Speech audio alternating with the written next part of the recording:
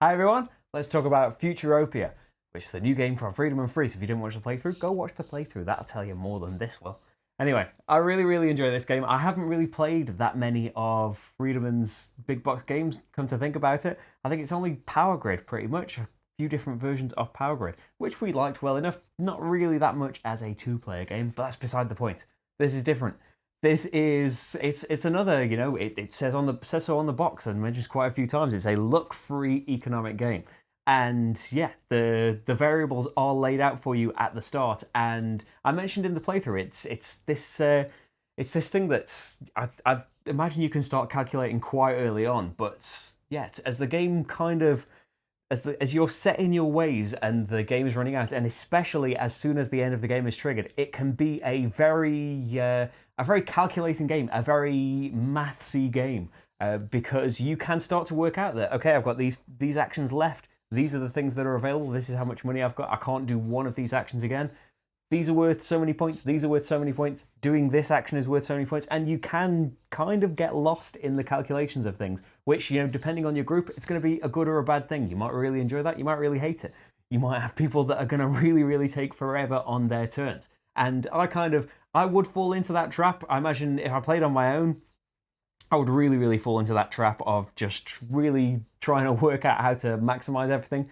When I'm playing, multiplayer, I do it a bit and then kind of realize or get told that I'm doing it and kind of think, okay, then we'll do this one. I think I'm not going to bother working out every little thing. Let's just do this one and hope that it was the right decision.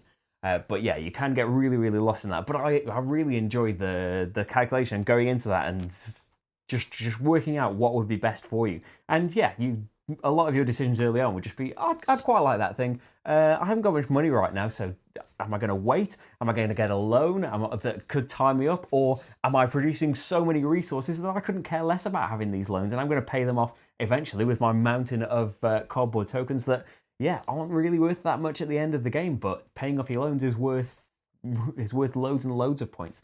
Yeah, I really enjoy the game. I like the basic cycle, as well. If you've got these action tiles, and how are you going to, which order do you want to do things in? You can start to plot these things out. That hopefully came across in the playthrough that, okay, well, I'm really good at getting robots, so I want to get robots out, but that's going to cost me power. So I probably want to build a power plant and generate power tokens first. Oh, but I haven't got enough money to do that, so I'm going to have to get my money first. And you kind of work your way backwards from that, and then, okay, these tiles are left, so I guess I'll do this thing. I've got the money to do it. I'll get some more residences. That will be fine.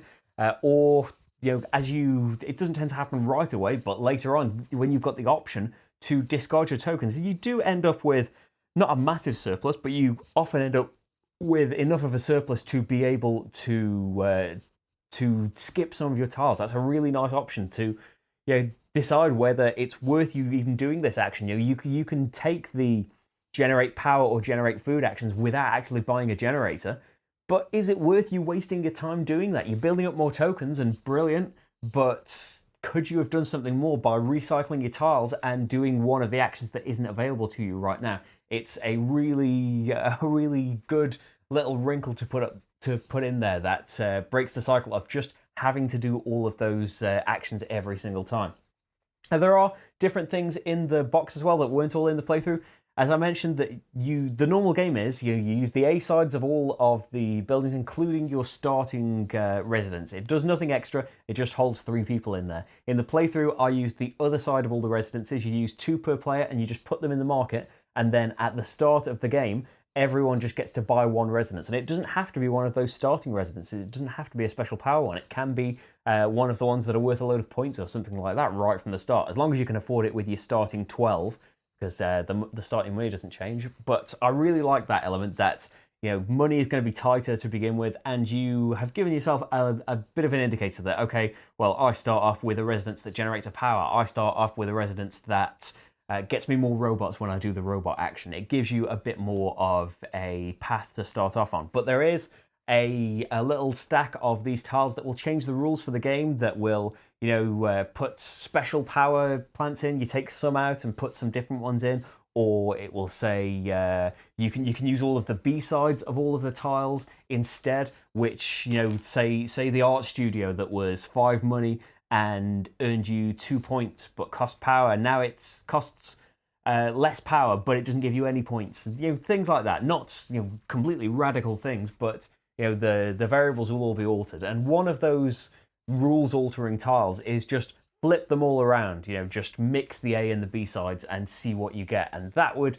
probably make the biggest difference, I think, because they have thought about how to make the game more variable and make these changes so that it's not just the same situation and the exact same loop every single time. But while we've only played it a couple of times, and an extra time if you count the playthrough, and it's not worn us out. Yeah, I'm still keen to play it again and still really enjoying it. But there is that thing at the back of my mind thinking that even though it's got these rule changing things and the variability baked in, I don't feel like it's making it that different every time.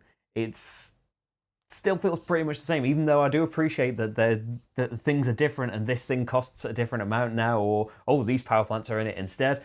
I feel that the game does feel very similar every time, and while we're still enjoying it now, I'm not sure how long that's going to last. But that's it's first impressions. I don't have to have facts for you here. I just have to spout nonsense. It's just a little concern at the back of my mind. But in general, I've really, really enjoyed it. I like the look of it. The rulebook, it's good in places, but especially in describing how the workers work and where they live and when they have to be above robots and things, it's confusing. And when you get rid of old generators and put new ones in, you have to do a lot of rejigging. And the biggest thing I would say with the production of the game is every player needed a little board with some tracks on it, with 4 tracks basically, or something like they do in. I'm sure they do this in Nations.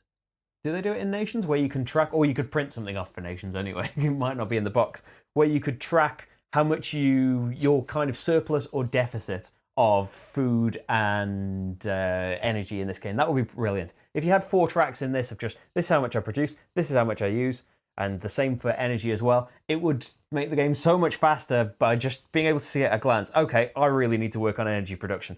Because you still have that at the back of your mind, but every single time you need to do something, you end up, especially as it gets towards the end of the game, you end up, or I do anyway, just having to count again and again and again and again how many people and how much energy I've got. To the point where, if you saw the end of the playthrough where I had that little app that I just counted the points on, I've usually got 4 little boxes on there. When I play this, I realised it too late the first time we played, but 1 box is for production, 1 is for consumption, and yeah, it was so much easier just having something at a glance rather than having to count these things over and over and over again. But yeah, minor issues with the rulebook, but we got there in the end. And yeah, that's that little thing that would prevent so much upkeep on your turn, just having a little track to keep track of your production and stuff. Minor quibbles really, and don't know how much legs. Don't know if it's got legs. Yeah, you know what I'm saying, don't you? I'm trying to come up with a phrase and it's not coming. But for now, though, for these first few games, I've been really enjoying Futuropia, and yeah, going to keep playing it. But the playthrough's there. That's there for you to make up your mind. Yeah, it's Christmas and tired and things. Run out of steam towards the end. Anyway, thank you for watching. The playthrough is there for you to make your own mind up, though. I'm full of energy and stuff. Go and watch hundreds of other playthroughs and things. I'm doing another one after this, right afterwards. Oh, this shirt. This is a Christmassy shirt. Christmas, if you haven't noticed. I just touched the microphone. I'm sorry if that made a noise in your ears. Christmas. This is a Christmas Blood Rage shirt. It's made by Meeple Design. It's nothing to do with me. They just asked, got these board game related shirts. Would you like one and tell people about it on your channel? Yes, I would. This is a Christmas Blood Rage shirt. Not so much on the side of Blood Rage myself, but on the side of Christmas, clearly, who would dress up like this that hate Christmas? But yeah, there's other stuff on there. There's a code that I've been given that'll be in the description and stuff. You can get a discount if you want, but it's up to you, isn't it? I'm not going to make you do anything. Can I make you do something? I don't know. Anyway, that's enough talking about things. Bye.